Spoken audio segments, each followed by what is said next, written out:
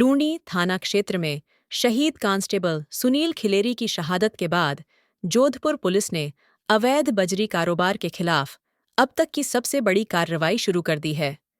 गुरुवार सुबह से ही लूणी क्षेत्र की 25 ग्राम पंचायतों में 25 पुलिस टीमें मैदान में उतरीं और अवैध बजरी के स्टॉक, डंपर वाहनों और खनन गतिविधियों की जांच पड़ताल शुरू कर दी। पुलिस कमिश्नर राजेंद्र सिंह के निर्देश पर इस विशेष ऑपरेशन के लिए 8 ADCP, 4 ACP, 13 SHO, sub inspector और 175 पुलिसकर्मियों की टीमें गठित की गई हैं।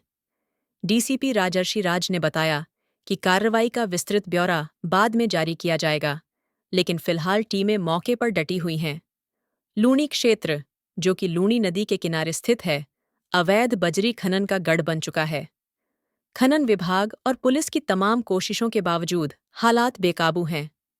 हैरानी की बात यह है कि यही क्षेत्र राज्य सरकार के कैबिनेट मंत्री जोगाराम का निर्वाचन क्षेत्र है, फिर भी माफिया बेलगाम है।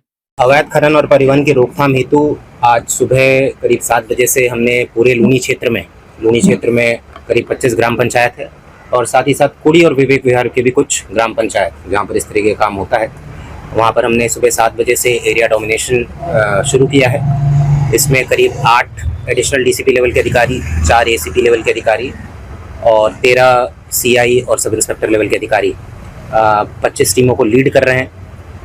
उद्देश्य यह है कि हर पंचायत, हर उस एरिया में जाकर जहाँ इस तरह की गतिविधि होती है, जितने भी संदिग्ध लोग हैं, पहले के चालानशुदा लोग हैं, वांछित अपराधी जितने हैं, चाहे वो अवैध खनन से संबंधित हो या फिर किसी और अपराध से संबंधित हो, साथ ही साथ जो अवैध रूप से वाहन का इस्तेमाल होता है, चाहे वो डंपर हो, ट्रैक्टर हो, जेसीबी हो, स्कॉर्पियो गाड़ी हो, कैंपर गाड़ी हो, जो अवैध खनन परिवहन में इस्तेमाल होता है, उनकी भी हमने योजनाबद्ध तरीके से चिन्हीकरण किया है और सबके विरुद्ध विधि सम्मत कार्रवाई सुनिश्चित की जाए। नहीं, इसमें मैं बताना चाहूँगा कि हमने पिछले 5 महीने से ऑलरेडी काफ़ी सख्ती की हुई थी। हमने करीब 18 जगह नाके लगाए हुए थे।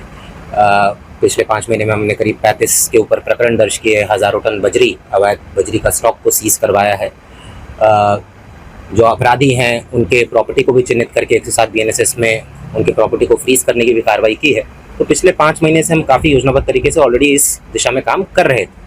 ये जो घटना घटी काफ़ी दुखद घटना है और अभी आगामी दिनों में, जैसा मैंने बताया था, कल भी बोला था कि आज हमने ये एरिया डोमिनेशन शुरू किया है और इस तरीके की कार्रवाई हम निरंतर करते रहेंगे ताकि जो भी व्यक्ति इस तरीके का काम करते हैं उनके विरुद्ध सख्त से सख्त कार्रवाई सुनिश्चित की जा सके। ये आपको समझना होगा कि ये जो एरिया है 85 किलोमीटर का एरिया है। ये पूरे 85 किलोमीटर का एरिया जो है वो कवर करना जो है वो व्यवहारिक रूप से पॉसिबल नहीं है। फिर भी हमारा पूरा प्रयास रहता है कि जो भी रूट्स का चिन्हीकरण करके, जो भी एंट्री एग्जिट पॉइंट्स हैं और परिवहन के जो रूट्स हैं उनका चिन्हीकरण करके हमने नाका लगाया है। फिर भी अगर किसी की संलिप्तता अगर पाई जाएगी तो बिल्कुल उनके विरुद्ध भी कार्रवाई। बिल्कुल आज से हमने शुरू कर दिया है। आज ही आप देखेंगे शाम तक जब पूरे आंकड़े आएंगे, पूरे कार्रवाई हमने क्या क्या की है।